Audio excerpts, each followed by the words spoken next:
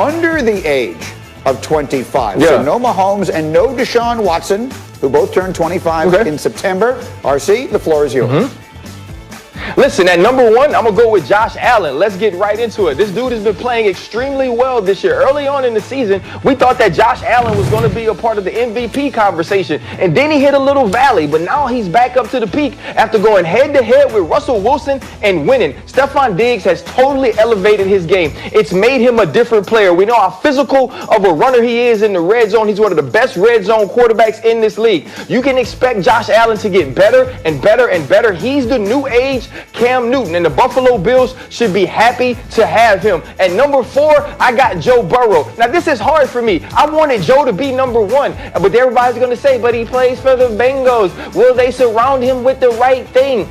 This dude is a winner. He's a captain right now. In the offseason, he stepped up. He was the guy leading the team. He was the guy in front of the camera saying, we are going to be different. We are going to win. When they were losing early on in the season, he told y'all, this is unacceptable. Now, you take his last outing, he goes up against the Tennessee Titans head-to-head with Ryan Tannehill, a team we thought could be an AFC champion, and he beats their butt. Going into Pittsburgh, it might not work out this weekend. This dude's a star. He can make all the throws. We will see him as an MVP candidate going forward. At number three is going to be Lamar Jackson. And I know, oh, you're a longtime Steeler. How can Lamar beat three? He won the MVP. I hear all those things. But if they don't get him a number one wide receiver on the outside, that is going to be Lamar Jackson's best season ever. He's never going to reach the heights that he reached in his MVP season if he doesn't grow. But for right now, we're talking about a dude that's exciting, that's scintillating, that is Mike Vick 2.0. We just have to see him expand his game. We got to see him be more.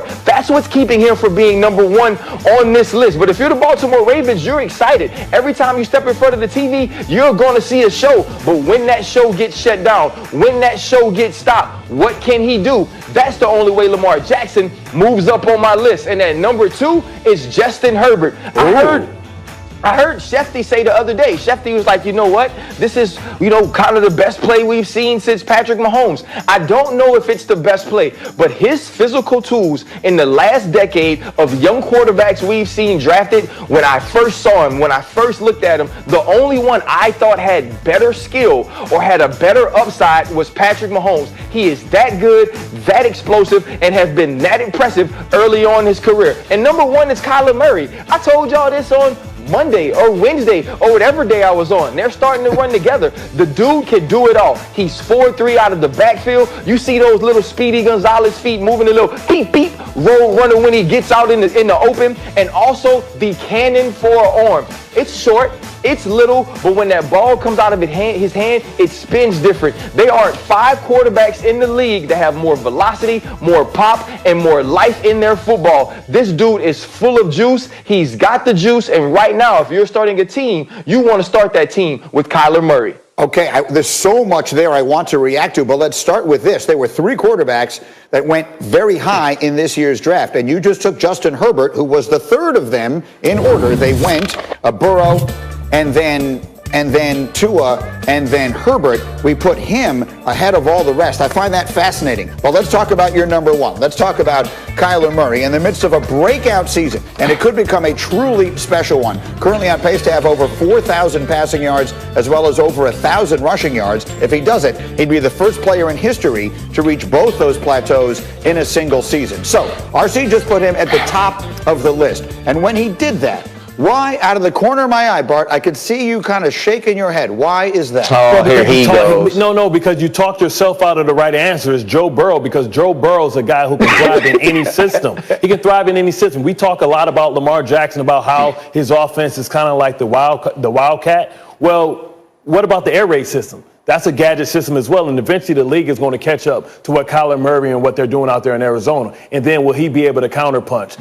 When I look at Joe Burrow, he's a guy that can thrive in any system. He's a guy that's elevating players around him. He's a force multiplier. I think right now, if you look at why the success of Kyler Murray's having, it's because he's been in the system that he's always been in. So he didn't have to have that rookie hiccup. He doesn't have to learn something new, no new terminologies. We talk about how he was teaching Larry Fitzgerald about the adjustments. But what happens when people adjust to the adjustment? When Joe Burrow is a guy that's going to only get better weapons. Right now, you can argue that Kyler Murray has some of the best weapons in the game and maybe the top receiver in the game. It's easy to put those numbers up, but what happens when the rest of the league catches up? You were right, RC, but you're just right on number 3. So we have one vote for Kyler Murray and one vote for Joe Burrow. Rob Ninkovich, who gets your vote? Look, call me old school, call me old fashioned, but there's something about a quarterback that can stand tall in the pocket and throw it all over the field. And when I look at Burrow and the things that he's able to do from the pocket, it's very impressive for a rookie. And that's what I want in a quarterback. And when you're playing defense and you're going against Kyler Murray or Lamar, it only takes one shoulder, trying to run for a first down, puts his shoulder down, man, he can't throw the ball as accurate anymore. So when I'm looking at these scrambling quarterbacks, yes, they cause defenses fits. But at the end of the day, they're only one hit away from not being able to throw the ball with accuracy. And as a defender, I can remember playing against guys that are scrambling. You say, look, just get a lot of hats to them. Let's make them feel it at the end of this game. Because when it counts in the fourth quarter, you want a quarterback that can stand in the pocket, that isn't getting hit a lot, and throwing down the field. So RC has his hands raised. There is no way not to. Go ahead, RC. What do you have? Come on. Let's hear it, RC. So time out, though. Do you see what I did there, though, right? I got 2 other guys to talk about the LSU guy glowingly. You see how I set him up? Now, here's the other thing, though. When we talk about Joe Burrow and when Nico's saying it takes one shoulder, have you ever really watched Joe Burrow play, bro? This dude is tough. He's going to get out of the pocket. He's going to run. And then when you watch Kyler Murray play, you say, you know what? He never seems to get hit hard. He always makes the right decision. We've never actually seen a guy get his hands on Kyler and inflict physical pain. And that's what I think makes him so unique. To be a guy on pace to rush for over 1,000 yards, to throw for over 4,000, and yet even with his stature not take a beating, I think that's amazing. And also on Bart's side, we can't penalize him for being in a good position. You can't penalize Kyler Murray for being in a place that's going to help him excel. Isn't that what we're always talking about?